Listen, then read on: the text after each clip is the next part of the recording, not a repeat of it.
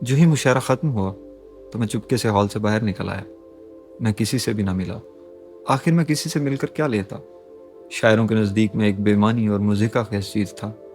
और सामीन, मैंने तो उनमें से किसी के दिल को भी नहीं छुआ था। मैंने अपने खोखले अल्फाज से उन्हें मायूस कर दिया था। उन सब के सामने एक पल भी मज़ीद रुकना मेरे लिए बाइस तकलीफ़ था। मैं सर झुकाए चलता रहा, अपने अल्फाज की बेमानियत पर गौर करता रहा, अपनी बेतुकी नज़्म पर नादिम होता रहा। आखिर क्यों मैंने वो नज़्म पढ़ी? दरअसल ये मेरी हिमाकत थी। भला किसी को ऐसे अल्फाज से क्या रग़बत जो सिर्फ दिल से निकले हों? भला ज़ुबान की फनकारी के बगैर कोई बात असर करती है?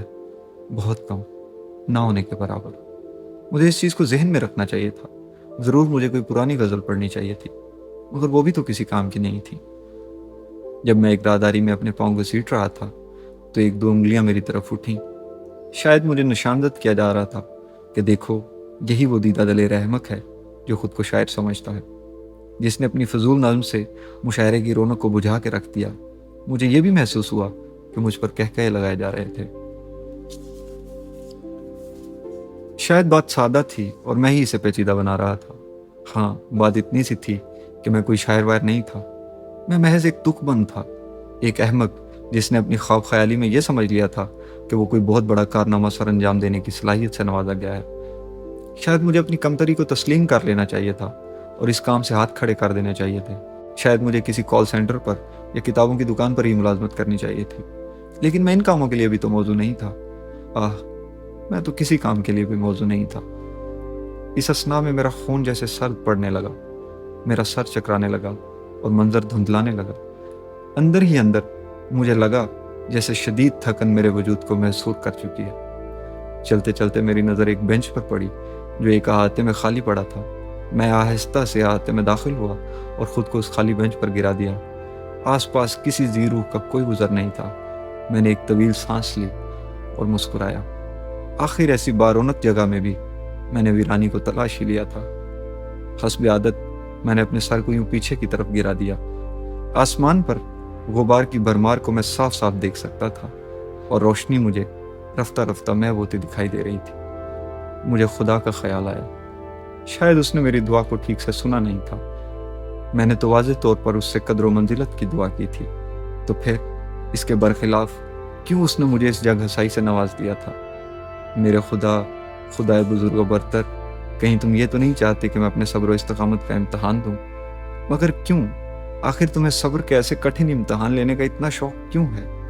क्यों तुम इस बात पर मुसर रहते हो कि ख्वाबों की कीमत अदा की जाए और ज़रूर अदा की जाए? क्या तुम मेरी मुसाफरत को आसान नहीं कर सकते? तुम मुझे मुश्किल तरीन मोड़ों से ही क्यों गुजारना चाहते हो? क्या तुम जिंदगी को ज़रा सहल नहीं बना सकते? तुम्हारे लिए तो ये सब महज एक चुटकी का खेल भी नहीं है। बताओ, भला कितना वक्त लगता है एक कुन में? एक लम्हा भी नहीं, एक लम्हे का अनगिनतवां हिस्सा भी नहीं। धीरे धीरे मेरी आंखें बंद हो रही थीं। थकन मेरे रूह की तरफ अपना घेरा तंग करती जा रही थी और इसके साथ शिकस्त का एक दायमी एहसास मेरे वजूद के गोशे गोशे पर काबिज हो रहा था। शायद मेरी मुसाफरत यहाँ तमाम होती है। शायद इसी को लुगत में नाकामी कहते हैं। मेरी आंखें मुकम्मल बंद हो गईं, तारीकी छा गई। मैंने एक तवील सांस ली, हवा को अपने अंदर उतारा, जैसे एक हारता हुआ जंगजू आखिरी सांस लेता है अपनी शिकस्त को अपने हवास में उतारने के लिए। लेकिन उस लम्हे शिकस्त की बजाय एक खुशबू मेरे हवास में उतर गई, नर्म, धीमी, दिलावेज खुशबू। आह, इस लम्हे में मुझे ये खुशबू क्यों कर याद आ गई थी? अब तो मैं मुकम्मल हार चुका था।